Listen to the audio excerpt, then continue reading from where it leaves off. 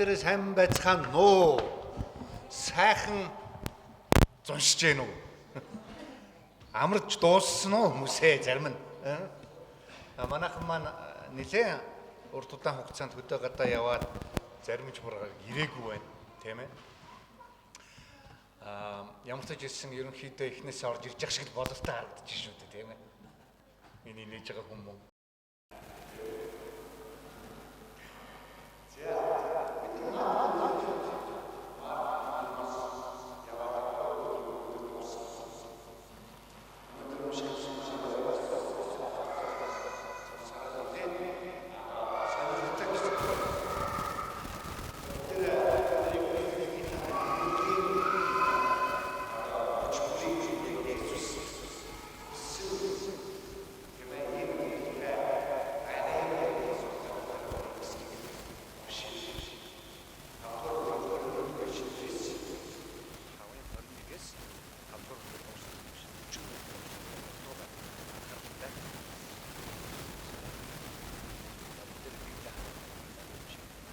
Есүс завар нөгөө хэрэгт чигтэд төлөв. Тэр нуурын дэргэд байна. Синагогийн ахлагчдын нэг бол яар гэгч ирж Есүсийг хараад хөлд нь унаж бяцхан охин минь өвглийн гэрмэгт байна. Та очиж гараа тавиач. Тэгвэл тэр минь эдгэж амьд үлдэнэ гэж ихэд хүсэмжлэнгүй. Есүс түүнтэй хамт явхад үе олон хүн түүнийг дагаж хүчин шахаж байлаа. 12 жилийн турш цус арддаг өвчтэй байсан нэг эмэгтэй байв. Тэр эмэгтэй олон эмчийн галт шаналж өөрт байсан бүхнээ зарцуулсан бол юу ч тус болсон. Харин ч улам муудаджээ.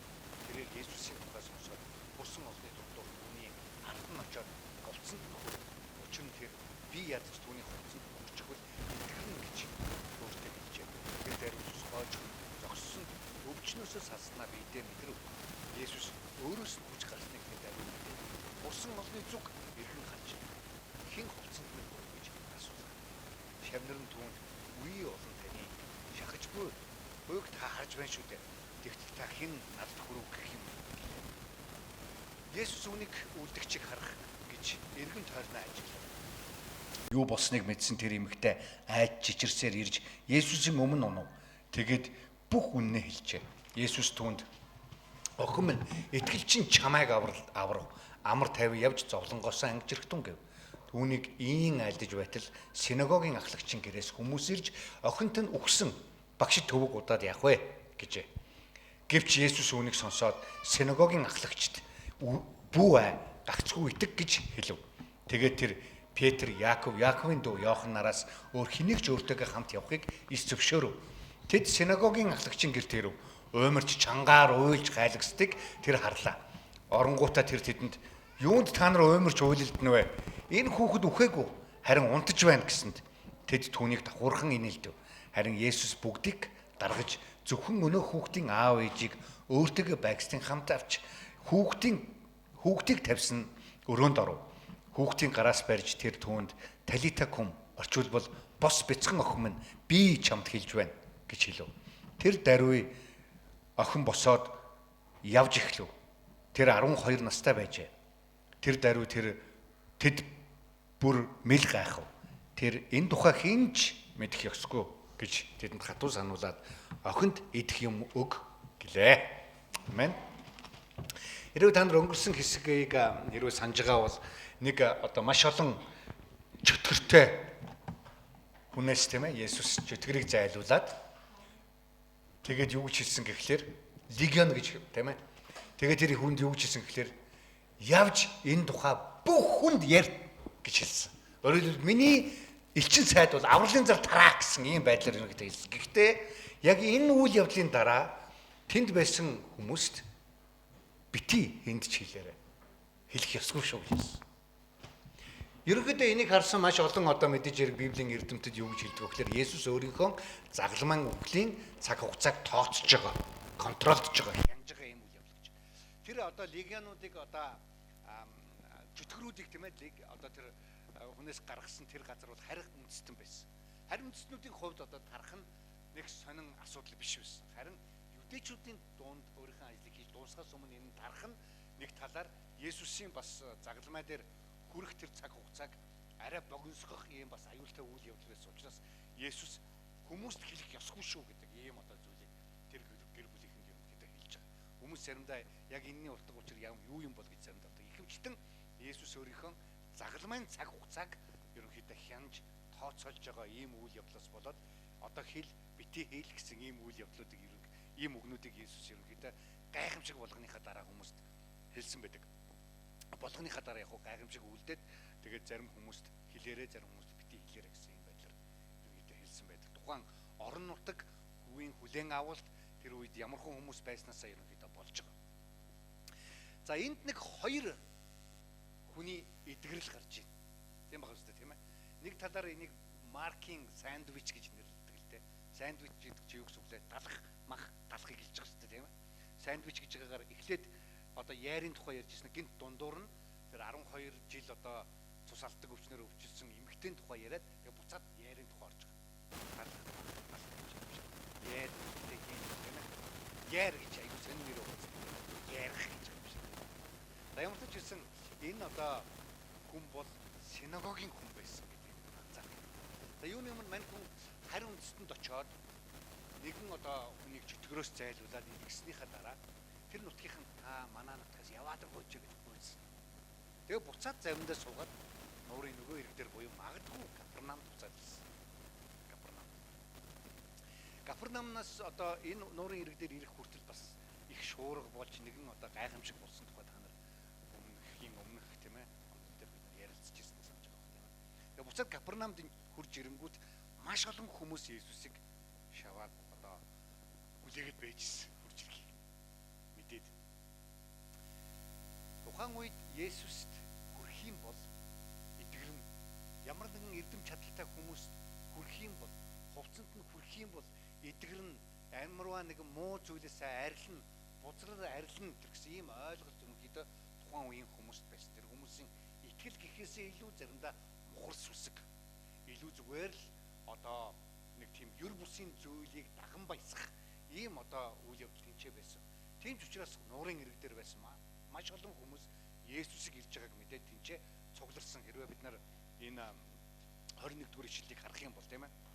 За синагогийн ахлагч Яар гэж хүний тухай хэрвээ бид нар бодох юм бол хэрвээ бид нар өмнөх 3-р бүлэгийн тэрэг ингээ харах юм бол синагогийн ахлагчид болон бусад фарисеучуд Есүсийн эсрэг хувилдаж байсан тухай бид нар харж байгаа. Хатангэр гартаа хүнийг синагогт идгээсэн. Яг тэр үед тэнд байсан олон хүмүүс Есүсийг хөнөөхөөр тэгээд бүр Есүсийн тухай Белзебул буюу чөтгөрөөс хүч авч ийм гайхамшиг үлдэж яана гэсэн хүртэл яриаг тарааж исэн гол хүмүүс бол синагогоос гарч ирсэн. Тэр үеийн фарисеучуд, үйлийн багш нар бас синагогийн ахлагчдын бүлэг. Гэтэл Яар гэж энэ хүн тийм ээ магадгүй тэр бүлгийнхаа үнэнч тэр фракц гэж ярих юм бол тийм ээ фракцынхаа үнэнч хүн байх ёстой байтал чинь гинтхэн Есүсийн хөлд ирж унсан. Есүс хөлд ирж унана гэдэг бол хоёрхан тохиолдолд байдаг гэсэн. Тухайн үеийн хүмүүс Бурхны өмнө эсвэл өөрөөсөө бүр зяндаагаар маш өндөр хүмүүсийн дор хүмүүс хааны ч юм уу өмнө тийм ээ хүмүүс сөгдөн мөргөж ундаг байсан болдог. Гэтэл маш олон фарисеучуд буюу тухайн үеийн шашны эрх мэдлэгтнүүдийн үгүйсгэж байгаа Есүсийн хөлд очиж унана гэдэг бол тэр хүн шууд урагч болж байгаа гэсэн үг. Тэр найз нөхдүүдийнхээ дунд тэрслээч болж байгаа гэсэн үг. Тэр хүн өөрийнхөө байр суурийг ерөнхийдөө тэр хүмүүсийнхаа нийгмийнхаа байр суурийг ерөнхийдөө тэр хүмүүсийн дунд алдчихж байгаа гэсэн үг. Магадгүй Есүсээс тодорхой хэмжээний сайныг авах боловч харин буцаад эргээд харангууд ард нь байгаа олон найзууд нь түүнийг тийм ээ өөрийнхөө нөхөрлөлөөс хөөх, найзлахаа болох, тэрнтэй хамт байхыг дургуйцах ийм үйл явдалтай мань хүн болсон. Байр суурь, нэр хүнд. Маш олон хүмүүс заримдаа Есүс дээр ирэхээс татгалздаг том шалтгаанууд байна. Байр суурь, нэр хүнд, эд хөрөнгө. Хүмүүс намайг юу гэж хэлэх вэ? Би хүмүүс яаж харагдах бол? Есүс дээр ирчих юм бол би юу гэж хэлэгдэх бол? Ачаагаа алдлаа гэж намайг хэлэх хүмүүс хэлэх болоо гэж. Маш олон хүмүүс боддог. Өнөөдөр магадгүй бидний найз нөхдүүдийн дунд ч гэсэн тийм хүмүүс байж байгаа. Заримдаа бүр Христэд итгэж хүмүүс олонний дунд өөрийгөө Есүс Христэд итгэдэг гэж хэлэхээсээ ичдэг, айдаг. Хүмүүс намайг юу гэж хэлэх бол надтай найзлахгүй болчих юм болов ажлын газар гэх юм намайг доошоо хийх болов гэж айдаг. Гэхдээ яарт тийм нөхцөл байдалд орох шалтгаан байсан. Яг л тэр дүүнд цөхрөл ирсэн. Өөрийнх нь хамгийн хайртай охин нь өвдсөн. Хүмүүсийн амьдрал гэдэг бол зүгээр л амжилтаар, эд хөрөнгөөр, тийм ээ, байр сууриар, зэндаагаар болдоггүй. Хүмүүс ерөнхийдөө өөрийнхөө амьдралыг тэгж тодорхойлдог. Заримдаа бид нар ялангуяа ирчүүд хоорондоо уулзахдаа сонирм юу байна, юу хийж байна, өө юмгүүдээ сайхан байна, гэр орон гэж ярихаасаа илүү нааш тийм компани одоо явж байгаа. Одоо тийм ашигтай явж байна, ийм амжилттай явсан, тийм тэмдгээр шагнуулсан ч гэдэг юм уу. Эсвэл би ийм хүн гэдгийг юуны түрүү мэдгэдгийг хүсдэг бусдад уулзахдаа. Яг гэвэл өнөөдөр хүмүүс өөрийнхөө амьдралын утга учирыг дандаа тийм юмар тодорхойлдог учраас. Би 20 удаа гадаад явсан, 50 удаа гадаад явсан. Өө чи 2хан явсан юм уу? Би 2 жил гадаадд байж гад ирлээ ч гэдэг. Ийм байдлаар хүмүүс өөрийнхөө байр суурийг, амжилтыг, зэндааг өөрийнхөө хинбэ гэдгийг бусдад тодорхойлохыг хүсдэг. Гэтэл яг ийм цөхрөнгөө барах яг ийм үед хүмүүс яг яар шиг энэ бүх зүйл хүнд ч хэрэггүй юм байна гэдгийг ойлгодог. Өөрийнх нь хамгийн хайртай тэр охин нь үхлийн ирмэгт очиход яар Есүсийн өмнө. Магадгүй түүний хувьд магадгүй хамгийн сүүлийн боломж байсан баг. Есүсийн хөлд унаад өөрийнхөө итгэлийг тунхагсан. Та очиод хүрчгэл юм бол миний охин амьдрна гэсэн юм итгэл байна гэж. Есүс түүнийг сонсоод та нар намайг алах байсан биш үү лөө? Тэр найзаараа очиж итгэл гэж. Тэр хуулийн багш нар дээр очиж итгэл гэж. Тэр парагц дээр очиж чи. Та нар яаж илээ намайг гэж юусаа хэлэв. Шууд түүнийг дагаад түүний охиныг эдгэхээр явсан. Яг тэгвэл Есүс хүмүүсийн амьдралын зэндаанд зориулж ирээгүй. Хүмүүсийн амьдралын мах цуснд үндэс соёлд нь зориулж ирээгүй. Тэр хүн болгоны төлөө юм л хэлсэн. Тэгэд Есүс магадгүй тэнд олон цугларсан олон хүмүүсийн хувьд би хэн нэгэн хүний дайсан байхаар ирээгүй гэдгийг харуулахын тулд магадгүй яарыг дагаж явсан байна. Тэр маш олон хүмүүс шигцэлдээд Есүс рүү хүрэх гээд шавж исэн. Манад нэг юу ирлээд нэг буддын нэг юу ирээд монголч бүр шаваа тэнд чинь хүрэх гээд бүү юм болсон, дайралцсан, үйл явдал болсон тухай би нэг уншижсэн санагдчих саяхан. Яг л тийм юм явдал тийч болж ирсэн. Олон хүмүүс зүгээр мухар сүсгээр, зүгээр шашны зорилгоор, зүгээр сайн юм болж магадгүй гэсэн байдлаар эсвэл үнэхээр хөрх юм хэрэгцээтэй маш олон хүмүүс чөхөрсөн ийм байдалтай тэнцээ одоо юу яасан. Давид ээжтэй томч. Нэг зэрэг биш. Тэ? За тэгээд ярих гэж байгаа юм мартуулж байна.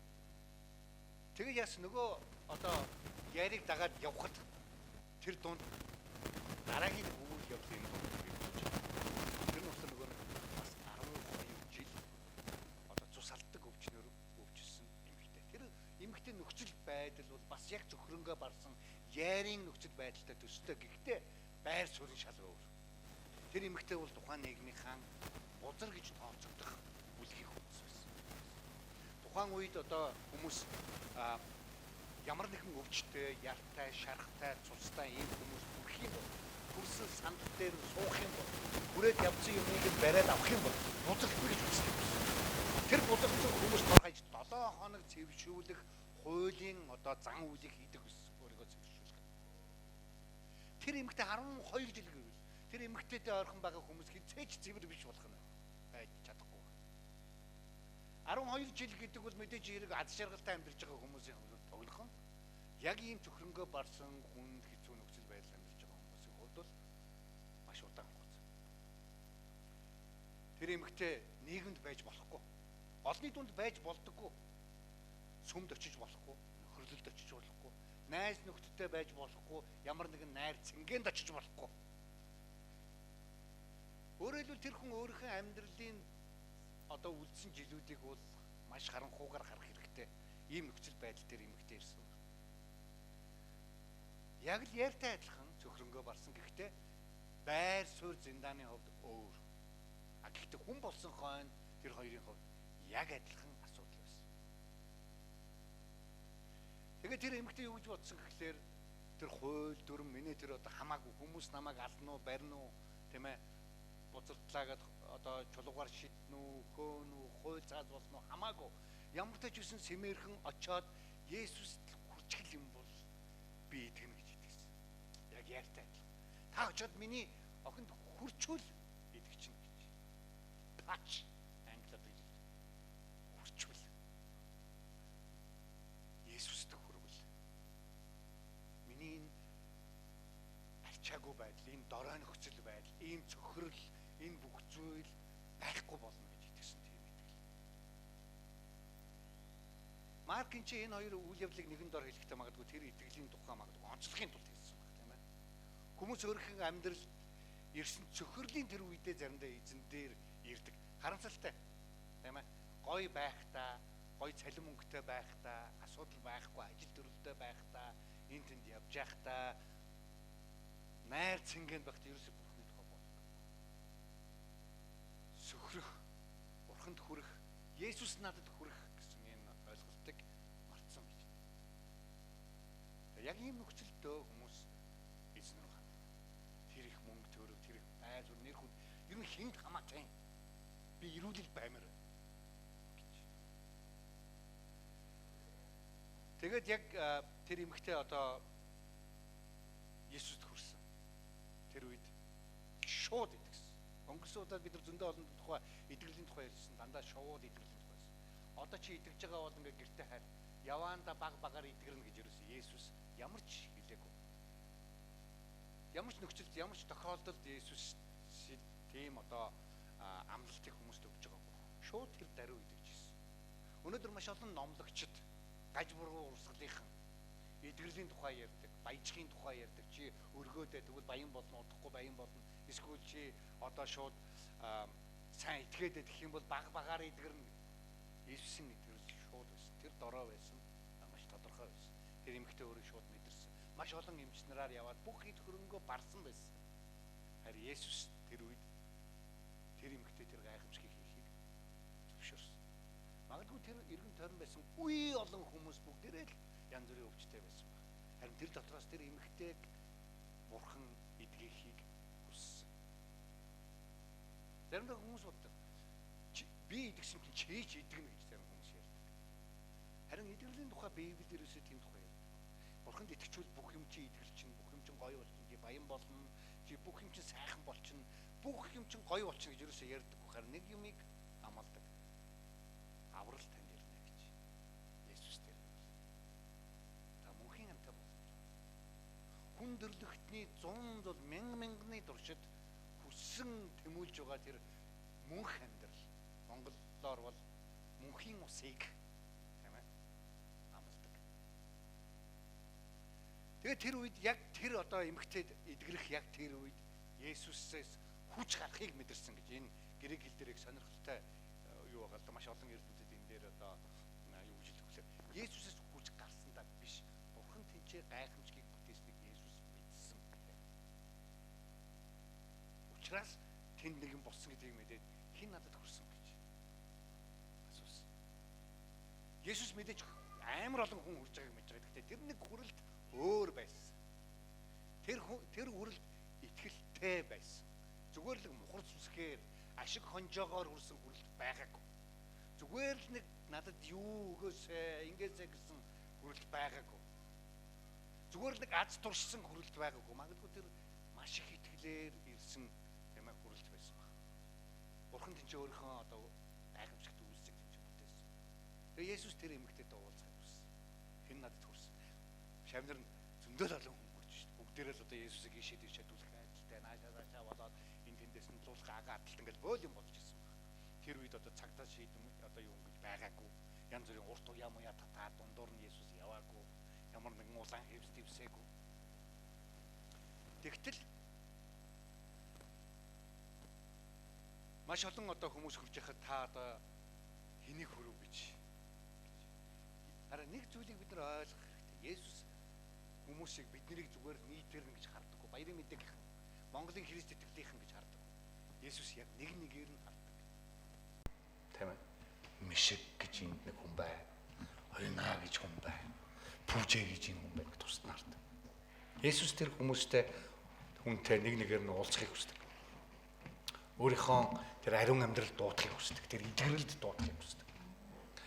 Тэгээ Есүс мэдээж Есүс бурхан байсан юм чи хэн байсныг бол мэдж байгаа. Гэхдээ Есүс тэр эмэгтэйг өөрөө тийм ээ гарч ирэхийг, улаахыг, гимшихийг бүх үннээ хэлхийг энэ ч гэж хэлсэн байгаа тийм 33 дугаар жилд. Боломжийг өгсөн. Есүс хүмүүсийн амьдрал зүгээр юм хүчээр орж ирдэггүй. Боломжийг өгдөг. Хүчээр би чамайг ингэн гэдэггүй. Тэр хүмүүст боломжийг өгдөг. Та нар сүүлийн үеийн барууны орнуудад одоо яригдаад байгаа equal opportunity гэдэг нэг хөдөлгөөний тухай та нар мэдж байгаа юу? Хүн болгон тэгшэрхтэй учраас эрэгтэй эмэгтэй хөгшин залуу гэхгүй бүх хүмүүст адилхан боломжийг өгөх ёстой. Ард гэсэн нийгэм бол гэсэн юм дээр их яригддаг. Тэнгүүж одоо бүр марксист буюу одоо зүүнний бидний одоо дайраад өнгөрсөн социалист одоо юм үжил бодолтой хүмүүс адилхан боломжоос гадна адилхан үр дүнд хүргэх ёстой. Өөрөөр хэлбэл хүмүүст бүгдэнд нь адилхан хувцас өмсүүлэх, яг адилхан байхыг социализмын үеийн тухай ярьдаг зарим хүмүүс. Харин Есүс тийм биш. Есүс адилхан боломжийг өгдөг. Гэхдээ адилхан үр дүн хүн болгон дээр гардаггүй гэдгийг хэлж байгаа. Яг л тэр хүн яг Есүст яаж хандхаас болж байгаа учраас. Тэр хүн өөрөө эзэн дээр ирэх чөлөөг Бурханаас авсан. Чөлөөт сонголт гэж заримдаа бид теологоор ярьдаг. Тухайн үеийнхээ амьдралд гаргасан шийдвэр дээр Есүс боломжийг өгөхөд яг тэр үед ямар хариу үйлдэл үзүүлж байгаагаас болдог. Тэгээд тэр эмэгтэй айн чичирч Есүсийн хөлд унсан. Есүсийн хөлд унсан. Түүний итгэл нууцгай байсан бол одоо ил болсон. Тэгээ Есүс айн чичирч Есүсийн хөлд унаад бүх үннээ хэлсэн. Яагаад үннээ хэлв гэж? Яг үндсэндээ хуучин гэрээний ёсоор тухайн соёлын ёсоор бол тэр эмэгтэй бүх зүйлийг зөрчиж тэр олонний дунд явж ирсэн. Олонний дунд очих ёсгүй байсан. Бусад хүмүүсийг бузардуулах ёсгүй байсан. Энэ бол Бурхны хийж байгаа аимшигтай тэрслэл байсан. Тэр өөрийгөө бусдаас холдуулаад хүн ойртол ирэх юм бол би бузар гэж гуруула хашгирах ёстой байсан. Тэгж яхад нүур амаа нуугаад сэмээрхэн олон хүмүүсийн дунд үрж ирсэн байсан. Тэгээд Есүс үннээ хэлсэн. Харин Есүс тэр хүнийг буруутгасан уу? Буруутгаагүй.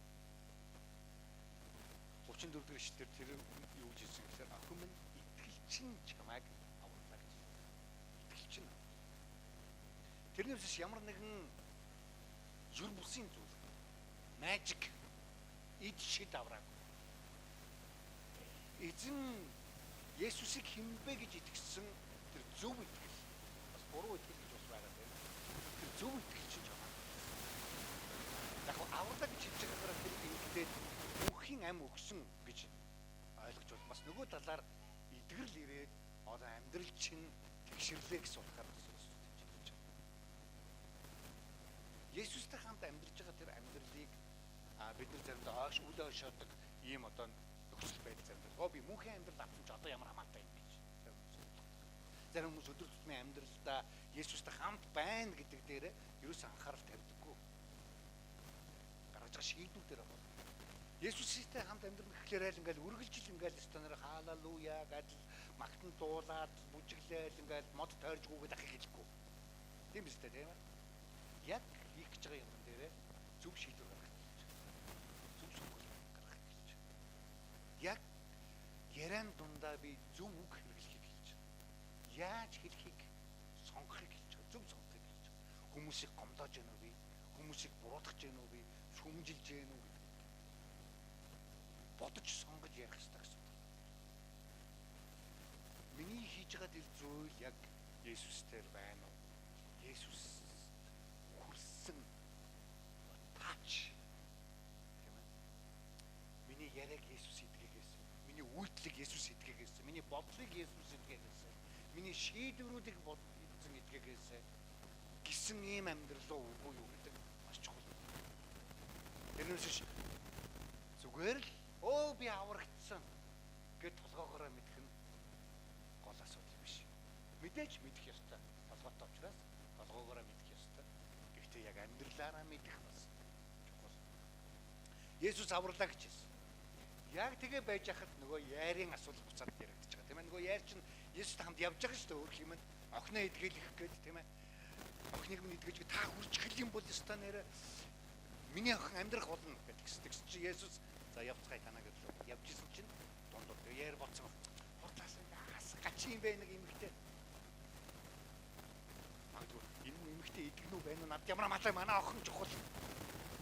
Магадгүй Есүс тэр үед тийм ээ яар бас нэг зүйлийг заасан. Есүс зөвхөн чиний төлөө байгаагүй. Энэ Бурхны ард түмэн байгаа. Олон хүмүүсийг аврахын тулд би ирсэн гэж. Олон хүмүүсийн төлөө би энэ үйлчилж байна. Тэгээд тэр үед маш харамсалтайгаар яар өөрийнхөө сонсож гэж бодоогүй хамгийн аимшигтай үгийг сонссон тийм ээ. Танаа охин хүчлээ. Одоо дуусаа. Тэ? Одоо янз бүрийн юм хэрэггүй болсон. Одоо тэр оршуулга мөршүүлга янз бүрийн зүйлтэй бэлд. Гэсэн ийм байдлаар хүмүүс үрж ирээд нөгөө синагогийн ахлагчийг за явъя гэж. Одоо багш энэ олон хүнд зааж төвгудаад яах вэ? Тэр Есүс юу гэж хэлсэн гэхээр бүү харин үлээ итэг. Мэдээж хэрэг Есүс өөрөө эдгэхийг, амьлуулахыг, үтгэхийг зорьсон бол энэ юу ч зогсоох болж байна. Гэхдээ үгсэн болгоныг Есүс амьлуулахаар юм. Бид нар үхэх болно. Үхэх ёстой үедээ. Тийм биз дээ. Зарим хүмүүс тэгж боддгоо. Үхэхгүй бахаа гэж.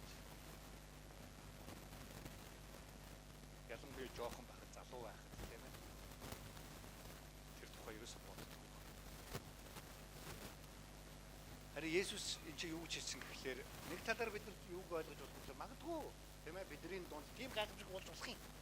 Үнэхээр зүрхэн зогсоод тэгээ буцаад Есүсээр амьдуулах байж болох юм бидний. Магадгүй нэг ганц хоёр илүү жил Есүс бидний амьдралд өгч болно.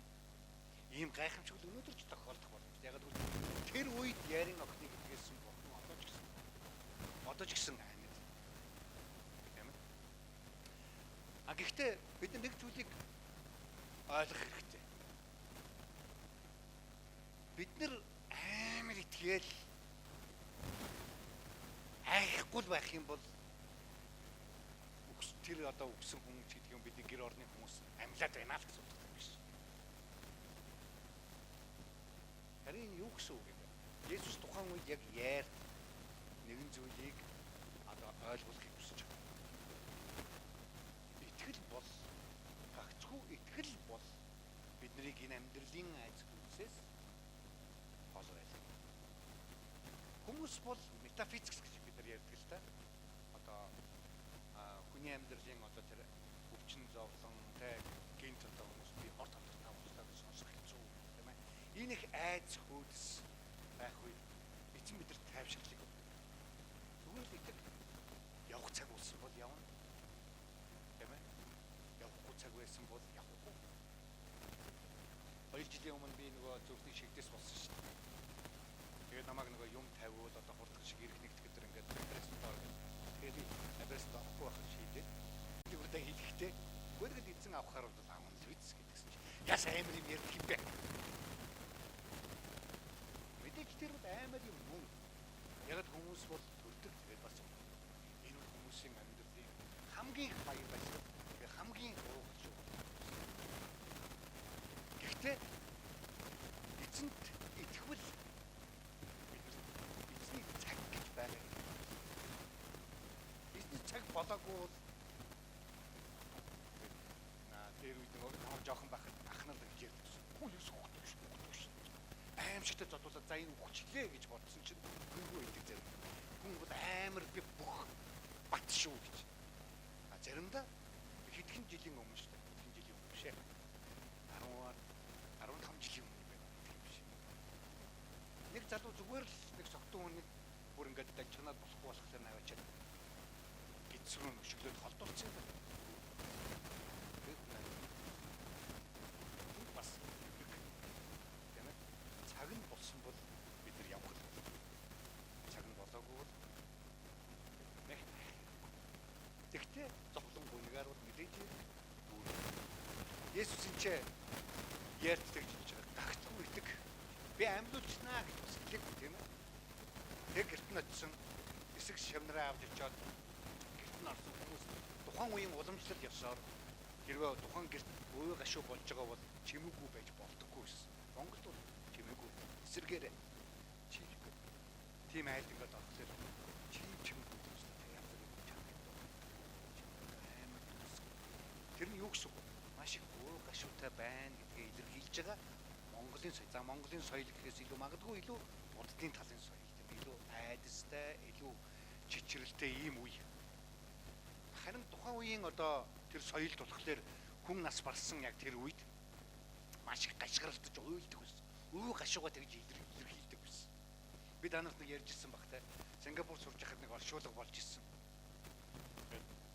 Албан ёсны одоо оршуулгад дээр одоо манай буян компани дээр очиод ингээд юм аа ингээд захиалдаг шүү дээ. Тэр захиалгын дотор Сингапурт уйлаач захиалдаг байсан. Захиалдаг. Мэргэжлийн уйлаачд. Тухайн айлд очиод гэдэг хүмүүс амтны чи бүгдийг нь уйлуулдаг. Тийм хүмүүс. Жинхнээсээ уйлдаг. Тэгээд яг тэр үеийн соёл бас яг тиймэрхүү байсан. Ерөнхийдөө тухайн айл өвөө гашуу босгол маш их ойлтан гашграан дуу шуу ойлтан байдаг ийм одоо соёлтой байсан. Тэгээ яг тэр үед Есүсийг ороход яг л байдаг тийм юм одоо болж ирсэн. Тухайн үед. Одоо манайхаар бол амар дүнсгэр хэцүү тийм ээ маш саарл өнгөтэй ийм одоо орчин угтж байгаатай адил. Тэгээ Есүс юу гэж хэлсэн гэхээр та нар битээ өмөрч ойлт. Энэ үгэд бол үгээгүй харин зүгээр унтж байна. Нэг талаар Есүс бол яг үнэн хэлсэн. Христэд итгэж хүмүүсийн хувьд бол Коринт хотод бичсэн бол Паулын цагтаар нас барсан ч гэсэн энэ бол түр зүрийн хөдөлгөөн түр зүрийн ойршилтч Паул хэлсэн. Христэд итгэж хүмүүсийн амьдрал зөвхөн үхлээр төгсдөггүй. Харин магадгүй үхлээр зарим хүмүүсийн амьдрал жинхэнэ сэгэлдэг. Магадгүй энэ дэлхий дээр маш их гониг зовлонтой хүнд хэцүү амьдралаар амьдарч магадгүй богинохон түр зүрийн амьдралаар амьдарч хүн ч гэсэн үхлээс жинхэнэ амьдрал руу шилждэг. Тийм ээ? Жинхэнэ Есүстэй хамт амьдрах мөнх амьдрал руу шилждэг. Хүмүүс мөнх гайхалтай. Гэтэл мөнх амийг амлана гэдэг бол гайхалтай. Тийм ээ? Мөнх амийг амлана гэдэг гайхалтай. Та нар зүгээр энэ дэлхийхээр ингээд бүгдээрээ бодъё л доо. Хэрвээ бид нар Бурханаас ийм амлалт авах гэдэг. За бүжээ чи ерөөсөө энэ дэлхий дээр мөнх байна. Тэгээд бүгдийн тэрний дараагийн бүгдээрээ төрөхөд чи байж л байна. Тэгээд юу болохыг харна 200 жилийн дараа одоо яг одоо манай энэ хэсэг яах вэ гэж бодож ирсэн юм маань яг харагдана. Амар сонирхолтой байгаа үстэй тийм ээ. Sci-fi кино үзэж байгаа юм шиг. Гэтэл Бурхан биднэрт ямар амлалт яг бодитоор өгсөн зүгээр кино биш. Чи мөн энэ гайхалтай. Ийм гайхалтай одоо амьдралыг бид нар авцсан гэдгийг ерөөсөө бодож байна. Тэгээд түр зүрийн энэ дэлхийн жижиг сажиг юмд өмрөх. За тэр хүмүүсийн хувьд бол үнэхээр хэцүү юм болсон мэдээж жоох хэцүү. 12 настай байсан охин юунаас ч юм бүүмэд нас барсан. Тэгээ Есүс үрж ирээд энэ хүүхэд унтж байна гэж хэлсэн чинь нөгөө уйлж исэн хүмүүс инээлдсэн гэж хэлж их сонирхолтой. Магадгүй тэр мэрэгжлийн уйлж байсан. Тэгээ түүнийг тохуурхан инээлдэг. Хүн яаж уйлж амар гашуулж ирсэн гинт хүн нэг юм хилэнгүүд инээлдэх үү тийм ээ. За Тэгээд Есүс тэр хүмүүсийг бүгдийн өрөөнөөс гаргаж байгаа. Тэгээд нөгөө охиныг тайлыг тавих. Эцэг охин минь бос гэж хэлсэн. Тэгээд би чамд хэлж байна.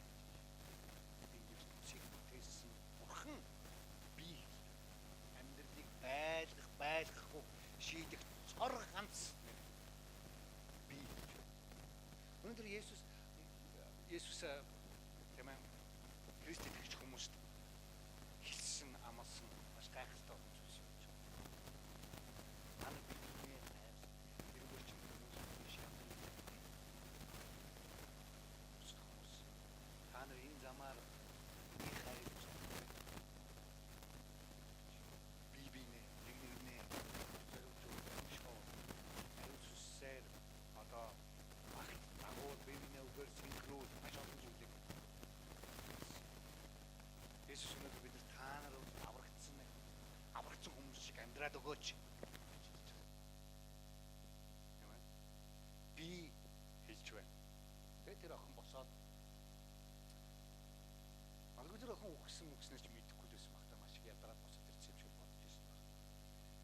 Тэр үед байсан хүмүүс мэл гайхсан. Мэдээж тэр мэл гайхав гэдэг үг бол тэр үед тэр өрөөнд байсан хүмүүсийн тэр нөхцөл байдлыг бүрэн илэрхийлэхгүй л дээ. Тэр их сэтгэл хөдлөл тэр одоо янз бүрийн одоо ялангуяа тэр ээж аав юм тийм ээ. Тэгээ Есүс тэр өрөөнөөс гараад явсан бол хойноос нөгөө охин гараад ирсэн. Тэнд нөгөө нэг ойлж исэн хүмүүс Есүсийг дагуурч исэн бүгдээр хараад бүгд ийм юм байж болох юм. Надаас асуул би байж болохгүй гэж. Яг л Бурхан тийм төрлийн дэлхийг бүтээгээгүй. Байгалийн хуулиар хүмүүст игдэггүй. Угтэн хүн энэ тэнд пад гэдээ амьддаггүй. Тийм үстэй. Есүсийн хүссэн газар гайхамшигтай. Тэрийг Бурхан өөрөө зөвшөөрсөн. Өнөөдөр Христ итгэж хүмүүсийн амьдрал өөрчлөг, хүмүүсийн шинжлэх өөрөө гайхамшиг. Байгалийн хүслээс гадуур магадгүй зүйл бидний нүдэнд багтахгүй болж магадгүй эзэн тийм ээ бидний эргэн тойрон болно тийм ээ. Өөрийнхөө өрөөлийг, өөрийнхөө хүслийг тусгаж байгаа. Нэг хүн гайхамшигын талаар хэлсэн байдаг. Ницше. Философч. Есүс амьлна гэдэг нь Есүс нь ер нь гайхамшиг гэдэг үг байж болохгүй. Яг л энэ байгалийн хөл эсрэг байна. Дараа нь C.S. Lewis гэж бас философч. Мундаг зохиолч та нар Нарниагийн үлгэрээр нь аюул сайн мэднэ. Тийм ээ. Apologist буюу одоо итгэлээ өмгөөлгүй юм бас орчин үеийн чухал одоо төлөөллийн нэг C.S. Lewis гэж байна. Тэр бүр том эрдэмтэн болсныхаа дараа итгэж болсон юм байна. Тэгээ тэр юу гэж хэлсэн гэхлээр Есүсийн гайхамшиг ерөөсөө байгалийн хуулийг зөрчих. Байгалийн хууль тариа явсан. Бурхан үүнийг бүтээсэн. Байгалийн хууль ерөөсөө Бурхан хамаагүй. Бүтээсэн өөрийнхөө бүтээлийн эсрэг юм хийгээгүй харин өөрийнхөө л хийж байгаа гэж хэлж байгаа. Тайлбарсан.